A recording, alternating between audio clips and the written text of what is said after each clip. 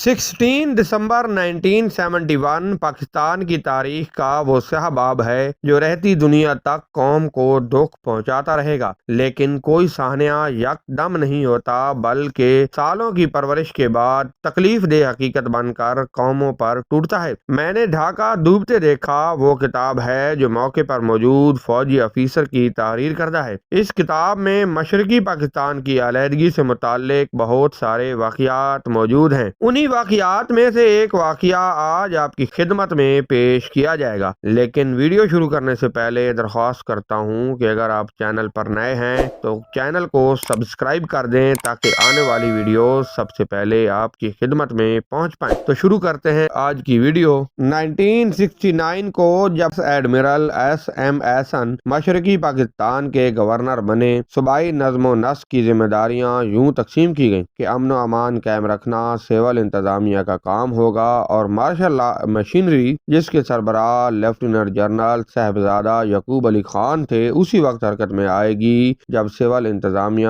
بے دست پا ہو جائے یا حالات اسے بے اثر کر دیں۔ ایڈمرل احسن اور جنرل یعقوب علی خان دونوں ہی اپنے اپنے شعبوں کے حاکم اعلیٰ تھے، ایک دوسرے کے آگے جواب دہ نہ تھے۔ دونوں براہ راست جنرل یحییٰ خان کے ماتحت تھے جو ایک ہی وقت میں 4 عہدوں پر فیض تھے: صدر، چیف مارشل لا ایڈمنسٹریٹر، افواج پاکستان کے سپریم کمانڈر اور بڑی فوج کے کمانڈر ان چیف۔ جنرل یعقوب علی خان اپنے منکسرانہ ذہن، ملائم طبیعت اور شائستہ اخلاق کے لیے مشہور تھے۔ وہ مسائل کو سمجھنے اور آنے والے طوفان کا قبل از وقت اندازہ لگانے کی صلاحیت رکھتے تھے۔ بہت سے لوگوں کا خیال تھا جنگ شروع ہونے سے پہلے جس سمجھ بوجھ کی ضرورت ہوتی ہے وہ ان میں بدرجہ اتم تھی۔ ایڈمرل احسن کو ان کی مرضی کے بغیر نیوی کی سربراہی سے ہٹا کر گورنری کی گدی پر بٹھایا گیا تھا کہ ان میں درویش کی گوشہ نشینی، عالم کا حلم اور سفیر کی ضابطہ پسندی جیسی نادر خصوصیات تھیں۔ یہ اوصاف جو کسی اور عہدے کے لیے قیمتی سرمایہ ہو سکتے تھے ان بحرانی حالات میں زنجیر پا ثابت ہوئے۔ گورنر کی سرکاری ذمہ داریاں کسی اور طرح کی خوبیوں کا تقاضا کرتی تھیں، مثلاً غیر معمولی سیاسی بصیرت، بہترین انتظامی مہارت، مجلسی مزاج اور قابل عمل نظریات۔ گورنر احسن کی ایک مشکل یہ بھی تھی کہ انہیں صدر کا اعتماد حاصل تھا، نہ فوج کی کمان میسر تھی، حالانکہ ان دنوں طاقت کے یہی 2 سرچشمے تھے۔ صدر کے ساتھ ان کے مراسم محض رسمی تھے۔ سربراہ مملکت جب ڈھاکہ تشریف لاتے تو تقریباتی ضابطے کے تحت ایڈمرل احسن ایئرپورٹ پر ان کا استقبال کرتے، انہیں لے کر ایوان صدر پہنچاتے اور خود گورنمنٹ ہاؤس کی اماجگاہ میں چلے جاتے۔ پھر شاد و نادر ہی صدر سے ملنے آتے، سوائے اس کے کہ انہیں وہاں طلب کیا جائے یا کسی فوری کام کا تقاضا ہو۔ جب عسکری حلقوں سے ایڈمرل احسن کو ملنے والی حمایت کا یہ عالم تھا تو انہیں مجبوراً اپنے بنگالی چیف سیکریٹری مسٹر شفیع الاعظم کا سہارا لینا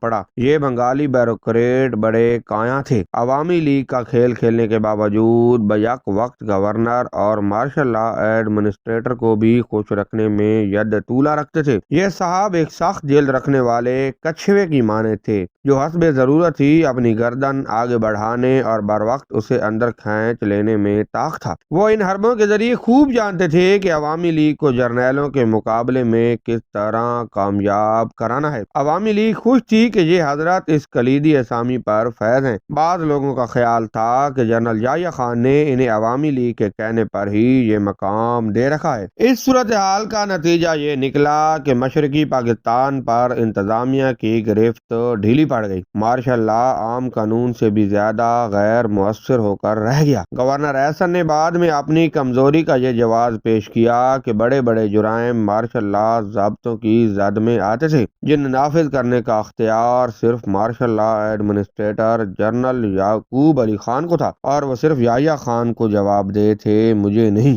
انتظامیہ کی بڑھتی ہوئی کمزوری اور عوامی لیگ کی بڑھتی ہوئی مقبولیت کے اثرات جلد ہی ظاہر ہونے لگے۔ امن و امان کی حالت حالت خراب ہو گئی۔ صنعتی، تجارتی اور تعلیمی زندگی تل پٹ ہو کر رہ گئی۔ ہر شعبہ زندگی میں غیر یقینی افراتفری اور بے راہ روی در آئی۔ اس کا سب سے برا اثر فیکٹریوں اور کارخانوں پر پڑا۔ آئے دن ہڑتال، کام بندی اور تالہ بندی۔ بعض اوقات تو فیکٹریاں یوں کھٹاکھٹ بند ہونے لگتی جیسے ان کے پیچھے کوئی طلسماتی ہاتھ کام کر رہا ہو۔ اہم صنعتی ادارے اور ملیں طویل عرصے کے لیے بند رہتے اور جب کبھی کھلنے لگتے تو میدان کارزار بن جاتے۔ کبھی مزدوروں کے اپنے گروہوں میں لڑائی اور کبھی آجروں اور مزدوروں کے مابین معرکہ آرائی۔ ماشاء اللہ انتظامیہ حسب توفیق نامور شرپسندوں کو جیل میں ڈالتی رہی، مگر اس سے کوئی خاص افاقہ نہ ہوا بلکہ الٹا اشتعال بڑھا۔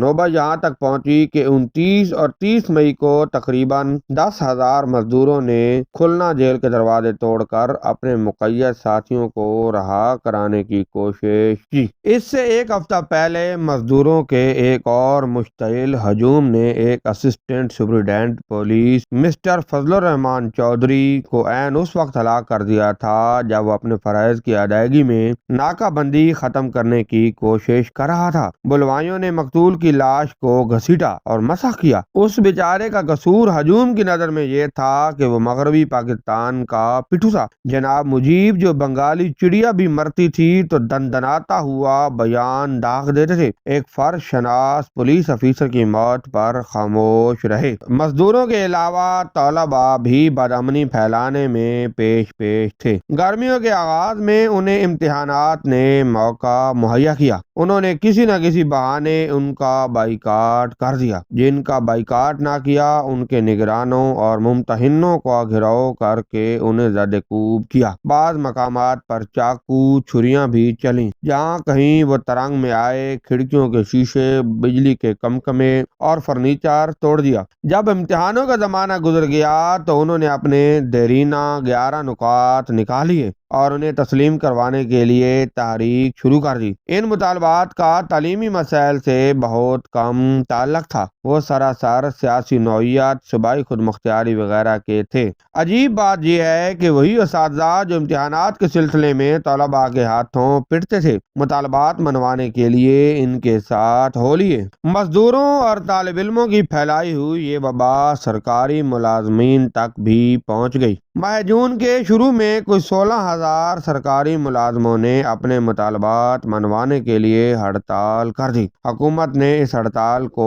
غیر قانونی قرار دے کر دبانا چاہا، مگر مجیب الرحمان نے ہڑتالوں کی حمایت میں بیان دے کر ان کو شیر بنا دیا۔ مجیب نے گورنر کے نام اخطار میں یہ بھی کہا کہ ان کے مطالبات فوراً مان لیے جائیں۔ سرکاری ملازموں نے اس سے یہ تاثر لیا کہ ان کی ہمدرد حکومت نہیں مجیب الرحمان ہیں۔ ان کی دیکھا دیکھی سنار صحافی خاندانی منصوبہ بندی کے عملے، چمڑے کے کارخانوں اور چائے کے باغوں میں کام کرنے والوں نے بھی ہڑتالیں شروع کر دیں۔ ان سب نے اپنے اپنے مطالبات کو باقاعدہ نکات کی شکل دی۔ مختلف طبقوں کے نکات کی تعداد مختلف تھی، کسی کی 3، کسی کی 5 اور کسی کی 15۔ یہ رجحان نقطہ عروج کو اس وقت پہنچا جب 4 ستمبر 1970 کو گداگروں نے بھی ایک انجمن قائم کر کے اپنے مطالبات منوانے کے لیے پلٹن میدان میں ایک جلسہ کر ڈالا۔ ایک بار میری ملاقات ایک بنگالی بیرسٹر سے ہوئی۔ وہ اخبار کے لیے قانونی تبصرے لکھتا تھا۔ چائے کی پیالی پر قدرتی طور پر حالات حاضرہ زیر بحث آئے۔ اس نے کہا، لا کا تمسخر تو نہ اڑائیے، خواہ یہ مارشل لا ہی کیوں نہ ہو، یا تو اسے حقیقی معنوں میں نافذ کیجیے یا اسے اٹھا لیجیے۔ میں نے اپنی اگلی ملاقات میں مارشل لا کے غیر مؤثر ہونے کا ذکر جنرل یعقوب علی خان سے کیا۔ انہوں نے یہ بات پلے باندھ لی اور چند روز بعد مقامی ایڈیٹروں سے اپنی ماہانہ گفتگو میں اسے موضوع بنایا۔ انہوں نے مارشل لا کی بے اثری کا یہ جواز پیش کیا۔ پاکستان میں لوگ مارشل لا کو دہشت اور خوف کی علامت سمجھتے ہیں، لیکن وہ بھول جاتے ہیں کہ موجودہ مارشل لا ملک میں جمہوریت کی راہ ہموار کر رہا ہے۔ حقیقت یہ ہے کہ مارشل لا اور جمہوریت متضاد ہیں۔ اگر مارشل لا اپنی روایتی شکل میں نافذ کیا جائے تو وہ جمہوریت کی نفی کرتا ہے، مگر ان حالات میں جمہوریت کی نشو و نما کے لیے ضروری ہے کہ مارشل لا کی کاٹ کو ذرا کند رکھا جائے۔ بعض اوقات جب آپ لوگ سوچ رہے ہوں گے کہ کارروائی کیوں نہیں کی جا رہی ہے، ہمیں یہ بھی دیکھنا پڑتا ہے کہ کارروائی سے الٹا نقصان تو نہیں ہوگا۔ آپ ہوابازی کی اصطلاح میں یوں سمجھیے کہ کوئی پائلٹ دوران پرواز یہ سمجھنے لگے کہ اس کا جہاز ٹیڑھا ہو رہا ہے اور وہ اسے سیدھا کرنے کے چکر میں پہاڑ سے ٹکرا کر پاش پاش کر بیٹھے، حالانکہ اگر وہ جہاز کو نہ چھیڑتا تو تنگ وادی کے بیچوں بیچ بخیر و عافیت گزر جاتا۔ بنگالی ایڈیٹر جنرل یعقوب علی خان کے استدلال اور استعارے سے بہت متاثر ہوئے، مگر ان کا تاثر اپنی جگہ قائم رہا کہ مملکت کا جہاز تشویشناک طور پر ڈگمگا رہا ہے اور اگر اسے بر وقت سنبھالا نہ دیا گیا تو تباہ ہو جائے گا۔ حکومت نے صورتحال کو درست کرنے کے لیے کوئی اقدام نہ کیا، نظم و نسق کی حالت خراب ہوتی گئی، صنعتی زندگی اجڑ گئی، تعلیمی ادارے تعلیمی مقاصد کے لیے بند اور غیر تعلیمی سرگرمیوں کے لیے کھلے رہے۔ عوامی لیگ کی بربریت اور دبدبہ روز بروز بڑھتا جا رہا تھا اور اس کے سیاسی حریف یکے بعد دیگرے میدان چھوڑتے گئے۔ یہ تھی وہ فضا جس میں دسمبر 1970 کے انتخابات ہونے والے تھے۔ یہ تھی ہماری آج کی ویڈیو۔ اگر یہ ویڈیو آپ کو اچھی لگی ہے تو ویڈیو کو لائک اور شیئر کریں، چینل کو سبسکرائب کریں۔ ملتے ہیں اگلی ویڈیو میں، تب تک کے لیے اللہ حافظ۔